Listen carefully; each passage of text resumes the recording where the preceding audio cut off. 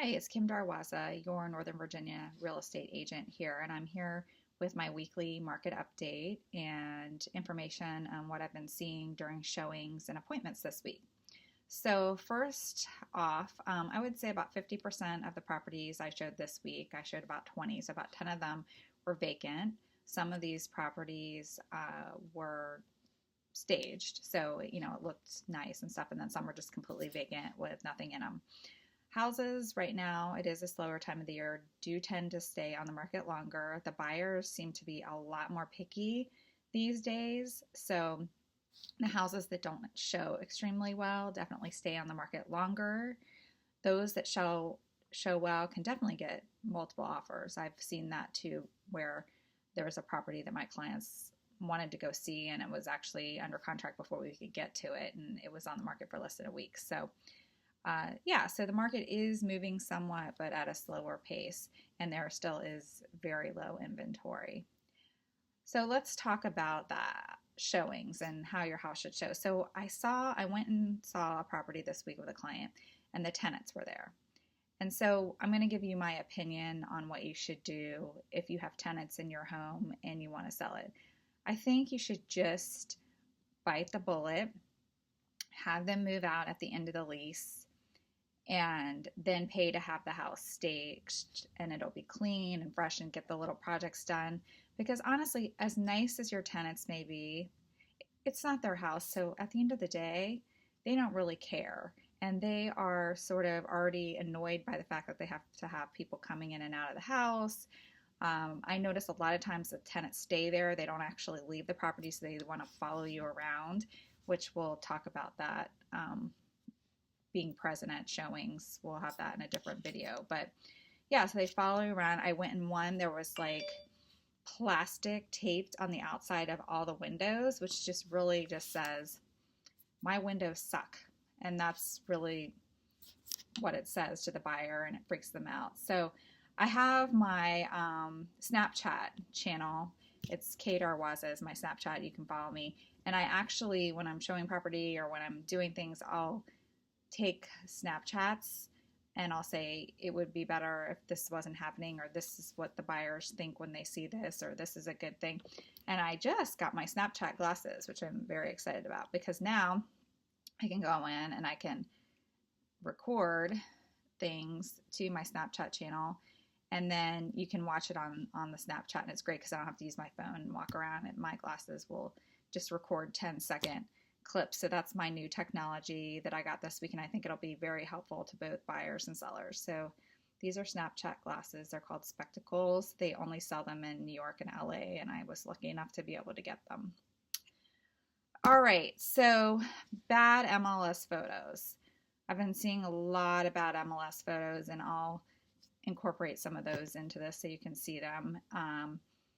But if your house is showing dark, I see pictures where you can see people standing in the pictures.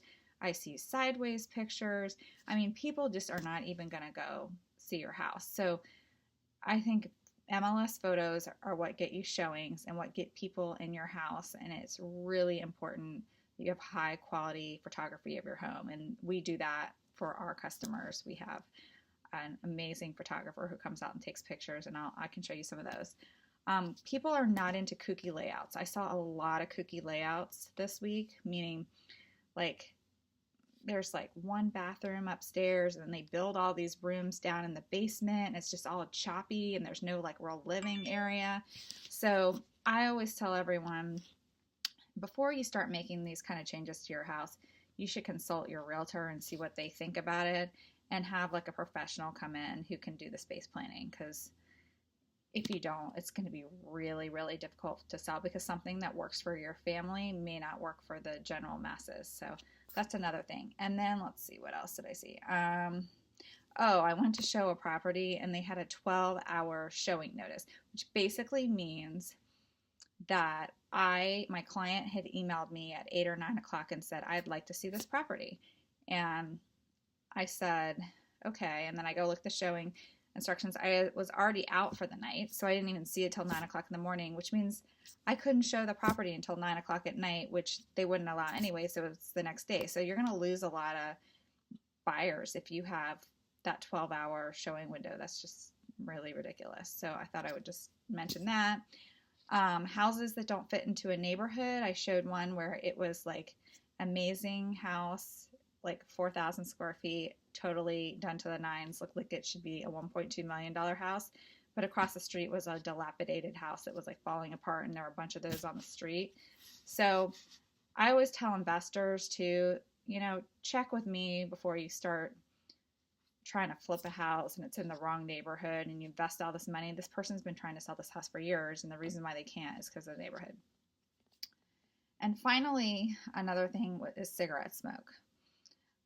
If you are a smoker, it is very, very hard to sell your house. So what I suggest to people again is if you're a smoker, move out. The only way you can get it out is if it's because it stays in the furniture, like in the fabric and your furniture and the curtains. So you have to remove all that. The carpet all has to be removed. The paint all has to be redone. Sometimes we have to bring in these ionizer things, but you're never really going to get the smell out until you do that. So it's better if the house is vacant and we can do all those things to get the smell out and then sell the house. I mean, I have successfully sold smokers' houses before, but we did have to go through those steps because a lot of people have a lot of allergies. I mean, I've had buyer clients who walked into a house and had to walk right back out because it really bothers them. So those are my main points for this week and what I've been seeing. Feel free to register on my website at kimdarwaza.com to get email updates of what's going on in your neighborhood. If a house sells, you can get the pricing and all that kind of stuff. Or if you would like to know your home's value, I'm more than happy to let you know what that is. So 703-856-2254 is my number. Give me a call, and I look forward to hearing from you.